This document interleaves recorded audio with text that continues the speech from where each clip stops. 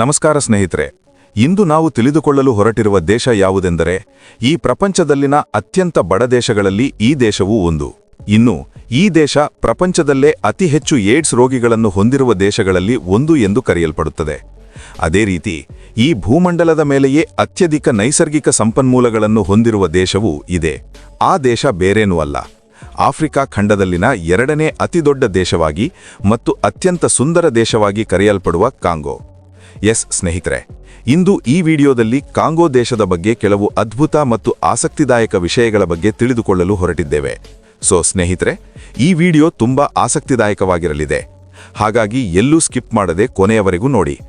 ಅದೇ ರೀತಿ ವಿಡಿಯೋವನ್ನು ಸ್ಟಾರ್ಟ್ ಮಾಡುವ ಮುನ್ನ ನಿಮ್ಮ ಬೆಂಬಲಕ್ಕಾಗಿ ಜಸ್ಟ್ ಒಂದು ಲೈಕ್ ಮಾಡಿ ಸಾಕು. ಕಾಂಗೋ ಈ ದೇಶದ ಅಧಿಕೃತ ಹೆಸರು ಡೆಮಾಕ್ರೆಟಿಕ್ ರಿಪಬ್ಲಿಕ್ ಆಫ್ ಕಾಂಗೋ. ಈ ದೇಶ ಆಫ್ರಿಕಾ ಖಂಡದಲ್ಲಿನ ಎರಡನೇ ಅತಿದೊಡ್ಡ ದೇಶವಾಗಿ ಕರೆಯಲ್ಪಡುತ್ತದೆ. ಇದು ಒಟ್ಟು 9 ದೇಶಗಳೊಂದಿಗೆ ತನ್ನ ಗಡಿಯನ್ನು ಹಂಚಿಕೊಳ್ಳುತ್ತದೆ. ಈ ದೇಶಕ್ಕೆ Angola, Burundi, Uganda, Sudan, Rwanda, Tanzania, Central African Republic, Zambia ದೇಶಗಳು ಗಡಿಗಳಾಗಿವೆ. ಈ ದೇಶ ಪ್ರಪಂಚದಲ್ಲಿನ 11ನೇ ಅತಿದೊಡ್ಡ ದೇಶವಾಗಿ ಕರೆಯಲ್ಪಡುತ್ತದೆ.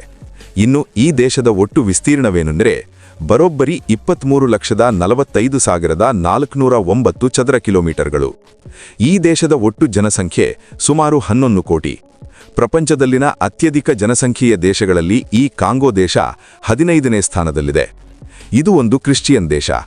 ಇಲ್ಲಿನ ಜನಸಂಖ್ಯೆಯಲ್ಲಿ ಸುಮಾರು 93% ಜನರು ಕ್ರೈಸ್ತ ಧರ್ಮವನ್ನು ಅನುಸರಿಸುತ್ತಿದ್ದಾರೆ. ಇನ್ನು ಈ ದೇಶದ ರಾಜಧಾನಿಯ ಹೆಸರು ಕಿನ್ಶಾಸಾ. ಈ ನಗರ ಈ ದೇಶದಲ್ಲಿನ ಅತಿದೊಡ್ಡ ನಗರವಾಗಿ ಕರೆಯಲ್ಪಡುತ್ತದೆ. ಈ ಕಾಂಗೋ ದೇಶದ ರಾಷ್ಟ್ರೀಯ ಭಾಷೆ ಫ್ರೆಂಚ್. ಅಷ್ಟೇ ಅಲ್ಲ, ಈ ಪ್ರಪಂಚದಲ್ಲಿನ ಫ್ರೆಂಚ್ ಮಾತನಾಡುವ ಎರಡನೇ ಅತಿದೊಡ್ಡ ದೇಶವೂ ಈ ಕಾಂಗೋನೇ. ಕೇವಲ ಫ್ರೆಂಚ್ ಮಾತ್ರವಲ್ಲದೆ ಈ ದೇಶದಲ್ಲಿ ಸುಮಾರು 200 ಭಾಷೆಗಳು ಬಳಕೆಯಲ್ಲಿವೆ. ಈ ದೇಶದ ಜನಸಂಖ್ಯೆಯಲ್ಲಿ 46% ಜನರು ನಗರಗಳಲ್ಲಿ ವಾಸಿಸುತ್ತಿದ್ದರೆ ಉಳಿದ 54% ಜನರು ಗ್ರಾಮೀಣ ಪ್ರದೇಶಗಳಲ್ಲಿ ವಾಸಿಸುತ್ತಿದ್ದಾರೆ. ಈ ಕಾಂಗೋ ದೇಶ ಪ್ರಪಂಚದಲ್ಲಿನ ಅತ್ಯಂತ ಬಡ ದೇಶಗಳಲ್ಲಿ ಒಂದು ಎಂದು ಕರೆಯಲ್ಪಡುತ್ತದೆ. ಅದು ಎಷ್ಟರ ಮಟ್ಟಿಗೆ ಎಂದರೆ ಇಲ್ಲಿನ ಜನರು ದಿನಕ್ಕೆ ಕನಿಷ್ಠ 3 ಹೊತ್ತು ಊಟ ಮಾಡುವುದು ಕೂಡ ಕಷ್ಟವೇ. ಇಲ್ಲಿನ ಜನರ ಸರಾಸರಿ ಆದಾಯ ದಿನಕ್ಕೆ ಕೇವಲ $1ಗಿಂತಲೂ ಕಡಿಮೆಯೇ ಇರುತ್ತದೆ. ಆದರೆ ಇಲ್ಲಿ ಆಸಕ್ತಿಕರ ವಿಷಯ ಏನೆಂದರೆ ಈ ಭೂಮಂಡಲದ ಮೇಲೆಯೇ ಅತ್ಯಧಿಕ ನೈಸರ್ಗಿಕ ಸಂಪನ್ಮೂಲಗಳ ಖನಿಜ ನಿಕ್ಷೇಪಗಳನ್ನು ಹೊಂದಿರುವ ದೇಶ ಈ ಕಾಂಗೋ. ಇಲ್ಲಿ ಕೇವಲ ಚಿನ್ನದ ನಿಕ್ಷೇಪಗಳು ಮಾತ್ರವಲ್ಲದೆ ಟ್ಯಾಂಟಲನ್, ಟಂಗ್ಸ್ಟನ್, ಟಿನ್ ಮುಂತಾದ ನಿಕ್ಷೇಪಗಳು ತುಂಬಾ ಭರಪೂರವಾಗಿವೆ. ಆದರೂ ಸಹ ಈ ದೇಶ ಇಷ್ಟು ಬಡತನದಲ್ಲಿ ಮುಳುಗಿರುವ ಮುಖ್ಯ ಕಾರಣ ಈ ದೇಶದಲ್ಲಿರುವ ಅಧಿಕ ಭ್ರಷ್ಟಾಚಾರ. ಅಸಲು ಇಲ್ಲಿ ಲಂಚ ನೀಡದೆ ಯಾವ ಕೆಲಸವೂ ನಡೆಯುವುದಿಲ್ಲ. ದುಃಖಕರ ವಿಷಯವೇನೆಂದರೆ ಇಲ್ಲಿನ ಮಕ್ಕಳಿಗೆ ಸರಿಯಾದ ಊಟವಿಲ್ಲದೆ ಪೌಷ್ಟಿಕಾಹಾರ ಕೊರತೆಯಿಂದ ರೋಗಗಳ ಬಲಿಯಾಗಿ ಪ್ರತಿ ವರ್ಷ ಕೆಲವು 100 ಮಕ್ಕಳು ಸಾಯುತ್ತಿದ್ದಾರೆ.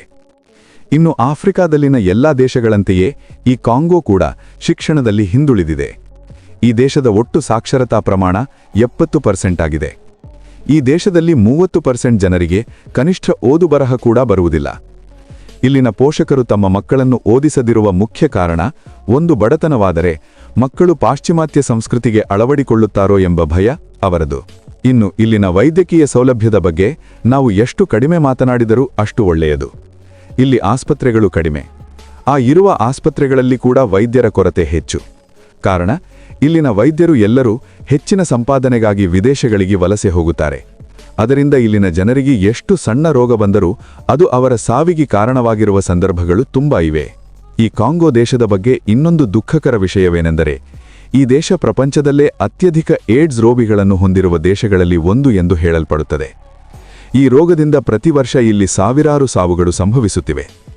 ಆದರೆ ಪ್ರಸ್ತುತ ಈ ದೇಶದಲ್ಲಿ ಈ ರೋಗದಿಂದ ಬಳಲುತ್ತಿರುವವರ ಸಂಖ್ಯೆ ಸುಮಾರು 5,20,000ಕ್ಕಿಂತಲೂ ಹೆಚ್ಚು.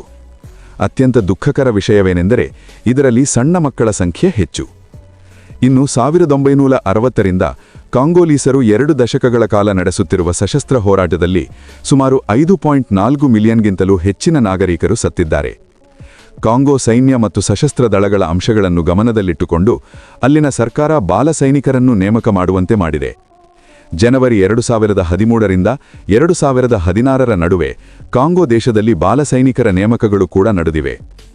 ಇನ್ನು ಈ ದೇಶದಲ್ಲಿ ನೋಡಬೇಕಾದ ಪ್ರವಾಸಿ ಸ್ಥಳಗಳ ಬಗ್ಗೆ ಮಾತನಾಡಿದರೆ ಅದರಲ್ಲಿ ಮುಖ್ಯವಾಗಿ ವಿರುಂಗಾ ನ್ಯಾಷನಲ್ ಪಾರ್ಕ್. ಇದು ಆಫ್ರಿಕಾ ಖಂಡದಲ್ಲಿನ ಅತಿ ಪುರಾತನ ಪಾರ್ಕ್ ಎಂದು ಹೇಳಲ್ಪಡುತ್ತದೆ. ಈ ಅರಣ್ಯದಲ್ಲಿ ಪ್ರಪಂಚದಲ್ಲಿ ನಮಗೆ ಬೇರೆಲ್ಲೂ ಕಾಣದ ವನ್ಯಪ್ರಾಣಿಗಳು ಕಾಣಸಿಗುತ್ತವೆ. ಕೇವಲ ಆಫ್ರಿಕಾದಲ್ಲೇ ಕಾಣುವ ಅಪರೂಪದ ಗೊರಿಲ್ಲಾಗಳು, ಅರಣ್ಯ ಆನೆಗಳು, ಸಿಂಹಗಳಿಗೆ ನೆಲೆಯಾಗಿದೆ ಈ ಪಾರ್ಕ್. ಈ ಪಾರ್ಕ್ನಲ್ಲಿ ಸಫಾರಿ ಮಾಡಲು ಪ್ರತಿ ವರ್ಷ ಪ್ರಪಂಚದ 4 ಮೂಲೆಗಳಿಂದ ದೊಡ್ಡ ಸಂಖ್ಯೆಯಲ್ಲಿ ಪ್ರವಾಸಿಗರು ಬರುತ್ತಾರೆ. ಮೌಂಟ್ ಸ್ಟ್ಯಾನ್ಲಿ ಇದು ಕಾಂಗೋ ದೇಶದಲ್ಲಿನ ಅತಿ ದೊಡ್ಡ ಪರ್ವತ ಎಂದು ಹೇಳಲ್ಪಡುತ್ತದೆ. ಇದರ ಒಟ್ಟು ಎತ್ತರ ಸುಮಾರು 5119 ಮೀಟರ್ಗಳು. ಅಷ್ಟೇ ಅಲ್ಲ, ಈ ಪರ್ವತ ಆಫ್ರಿಕಾ ಖಂಡದಲ್ಲಿನ 3ನೇ ಅತಿ ದೊಡ್ಡ ಪರ್ವತವಾಗಿ ನಿಲ್ಲುತ್ತದೆ. ನೈರಾಗಾಂಗೋ ವಾಲ್ಕೆನೋ ಕಾಂಗೋ ದೇಶದಲ್ಲಿ ಈ ಪ್ರಪಂಚದಲ್ಲೇ ಅತಿ ದೊಡ್ಡ ಸಕ್ರಿಯ ಅಗ್ನಿಪರ್ವತವಿದೆ, ಅಂದರೆ ಅಗ್ನಿಪರ್ವತ. ಅದರ ಹೆಸರು ಮೌಂಟ್ ನೈರಾಗಾಂಗೋ. ಕೆಲವೊಮ್ಮೆ ಈ ಪರ್ವತದ ಸುತ್ತಲೂ ಹೊಗೆ ಬಂದು, ಜ್ವಾಲೆಗಳು ಬಂದು ಲಾವಾ ಚಿಮ್ಮುತ್ತಿರುತ್ತದೆ. ರಾತ್ರಿ ಸಮಯದಲ್ಲಿ ಇದರ ನೋಟ ತುಂಬಾ ಸುಂದರವಾಗಿರುತ್ತದೆ. ಇನ್ನು ಕೊನೆಯದಾಗಿ ಇಲ್ಲಿನ ಕರೆನ್ಸಿ ವಿಷಯಕ್ಕೆ ಬಂದರೆ, ಈ ದೇಶದ ಕರೆನ್ಸಿಯನ್ನು ಕಾಂಗೊಲೀಸ್ ಫ್ರಾಂಕ್ ಎಂದು ಕರೆಯುತ್ತಾರೆ. ಇದರ ಮೌಲ್ಯ ನಮ್ಮ ರೂಪಾಯಿಗಿಂತಲೂ ತುಂಬಾ ಕಡಿಮೆ. ಇಲ್ಲಿನ 1000 ಕಾಂಗೊಲೀಸ್ ಫ್ರಾಂಕ್ಗಳನ್ನು ಕಲಿಸಿದರೆ ನಮಗೆ ಸುಮಾರು 39 ರೂಪಾಯಿಗಳಿಗೆ ಸಮಾನವಾಗುತ್ತದೆ. ಸೊ ಸ್ನೇಹಿತರೆ, ನೋಡಿದರಲ್ಲವೇ ಕಾಂಗೋ ದೇಶದ ಬಗ್ಗೆ ಕೆಲವು ಅದ್ಭುತ ಮತ್ತು ಆಸಕ್ತಿದಾಯಕ ವಿಷಯಗಳ ಬಗ್ಗೆ. ಮರಿ ಈ ವಿಡಿಯೋ ನಿಮಗೆ ಇಷ್ಟವಾಯಿತು ಎಂದರೆ ಒಂದು ಲೈಕ್ ಮಾಡಿ. ಈ ವಿಡಿಯೋ ಬಗ್ಗೆ ನಿಮ್ಮ ಅಭಿಪ್ರಾಯವನ್ನು ಕಮೆಂಟ್ ರೂಪದಲ್ಲಿ ತಿಳಿಸಿ. ಅದೇ ರೀತಿ ಇಂತಹ ಮತ್ತಷ್ಟು ಆಸಕ್ತಿದಾಯಕ ವಿಡಿಯೋಗಳಿಗಾಗಿ ತಕ್ಷಣ ನಮ್ಮ ಚಾನಲ್ ಅನ್ನು ಸಬ್ಸ್ಕ್ರೈಬ್ ಮಾಡಿ. ಥ್ಯಾಂಕ್ ಯು ಸ್ನೇಹಿತರೆ, ಥ್ಯಾಂಕ್ ಯು ಫಾರ್ ವಾಚಿಂಗ್.